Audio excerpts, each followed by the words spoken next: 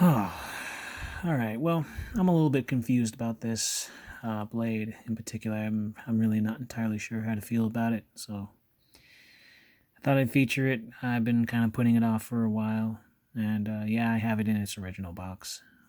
So let's go into it. Let's talk blades, everybody. That's what we're into.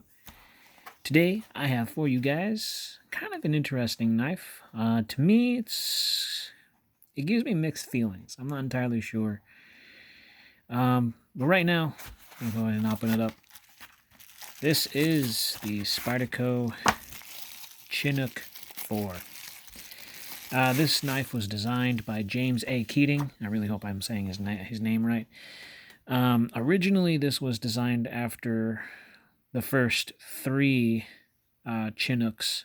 I don't know too much about those. All I know is that it was designed by somebody who knows a little bit more about Bowie-styled knives and more of a clip point type design. This one, to me, has kind of like a Persian-style blade.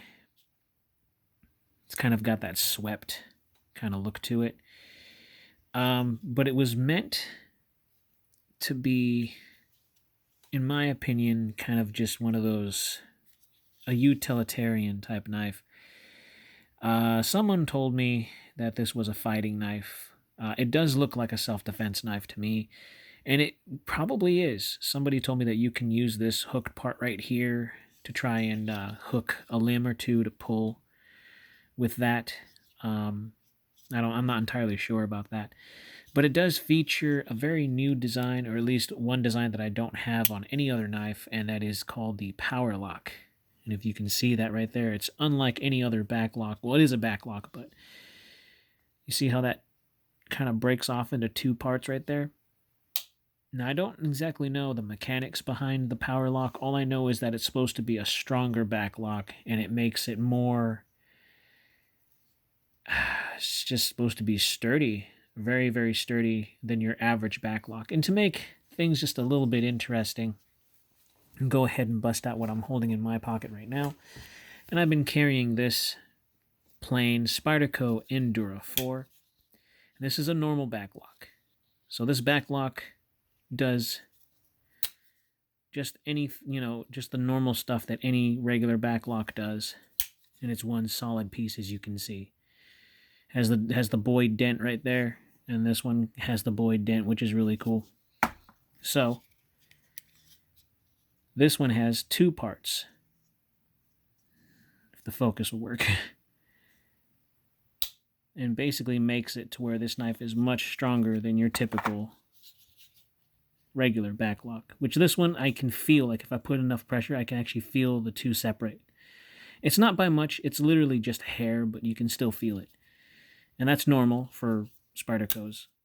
Like most of my back locks do that, and that's just very normal. But with this one, I can't.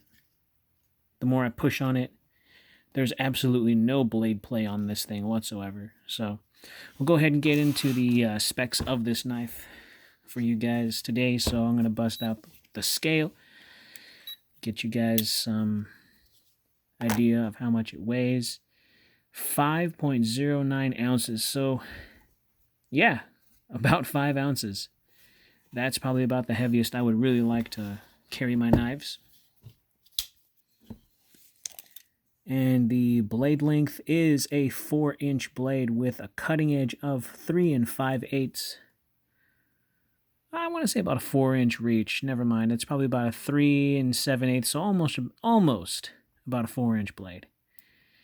8 almost 8 7/8, but I want to say 8 3/4 inches on the handle. Or well, lengthwise anyways, 8, and then a 5-inch handle, excuse me. Now, back to the knife. We'll go ahead and get into, I'm sorry.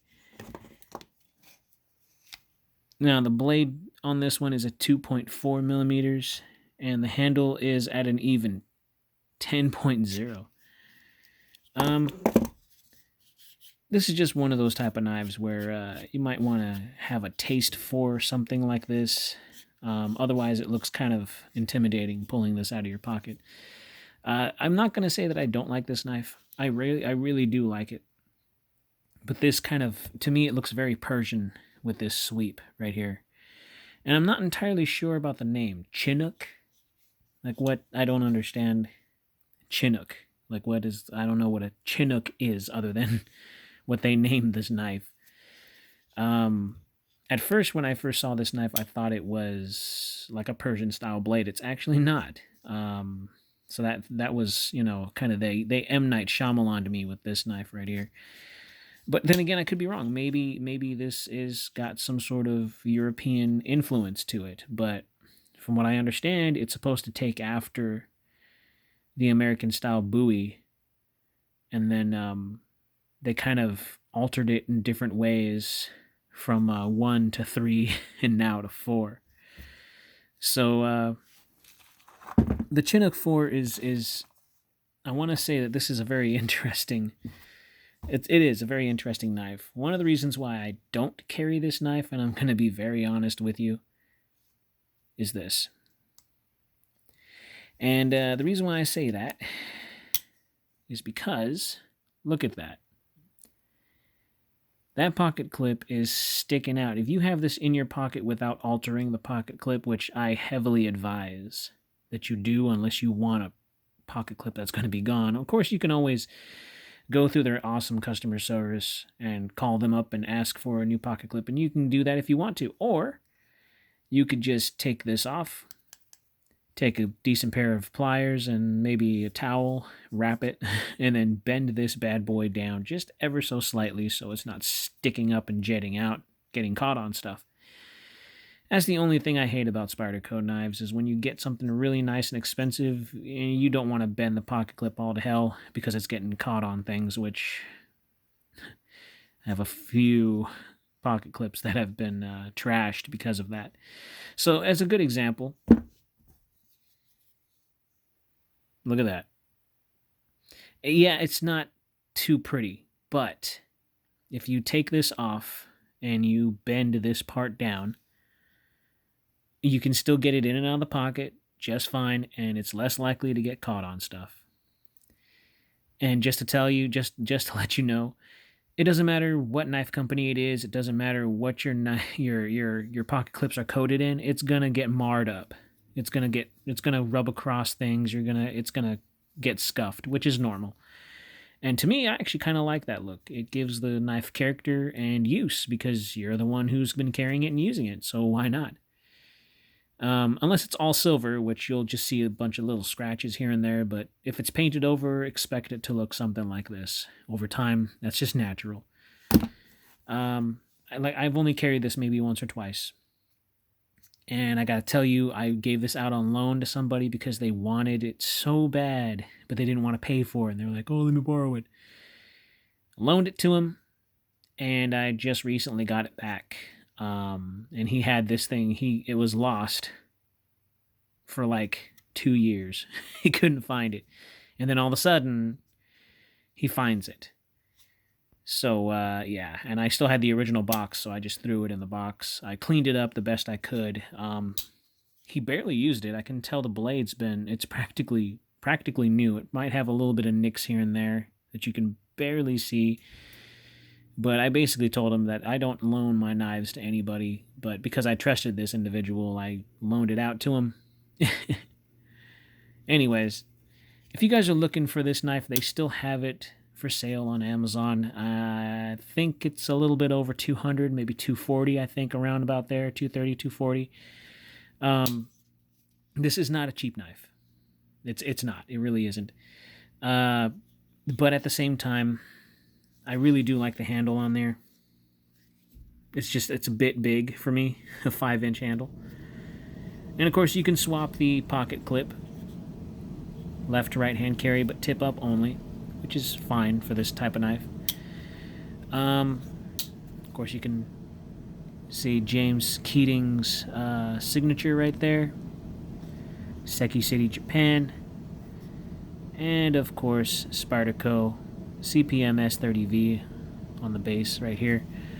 It's really nice. It really is. It's a little bit murdery when you pull it out your pocket to try and open up something, or you're cutting some rope, and you look a little odd with something like this, but hey, who cares, right?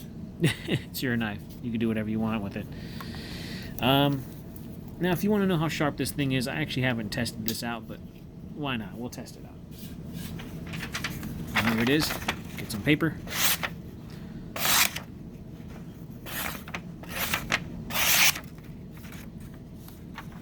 Pretty sharp. So, my main thoughts on this knife. To me, this is a great EDC for somebody who wants something with an upsweeped blade like that. It's a big knife. It takes up a bunch in your pocket. It really does. You know, compared to this guy, it's only sticking out just a little bit more, ever so slightly. That's not going to bother me, though. This is a very particular knife, though, to be honest with you. But yeah, so that's the Chinook 4. I'm actually happy to have it back in my possession now. Well, yeah, check it out on Amazon if you really want to. Just type in Spyderco Chinook 4. The other three I haven't seen. They're a bit hard to find. I think I've seen the first Chinook, but that I think was around about $500 on eBay. That was a while back. The second Chinook I haven't seen in person, but the third one I have. A good friend of mine had the Chinook 3 on him, and it was beat up. It was in horrible condition. The guy put it through so much. I mean, he was cutting beer cans with it and prying open bean cans with it, and he beat that thing all to hell, but it stood the test of time. I mean, it was in horrible condition. He wanted me to do a review on it, and I simply told him no, because it was such horrible horrible condition. I didn't want that on my channel. It just looked, and the blade was so horribly sharpened the first 3 times, and by the 4th time it was sharpened, it looks like it belongs in the trash. No offense, but it was just a bad pick. So anyways, that's my Chinook 4. In these trying times, be kind, be safe, carry responsibly. Go ahead and slash that like button, stab that subscribe if you haven't done so already, and I will see you guys in the next video.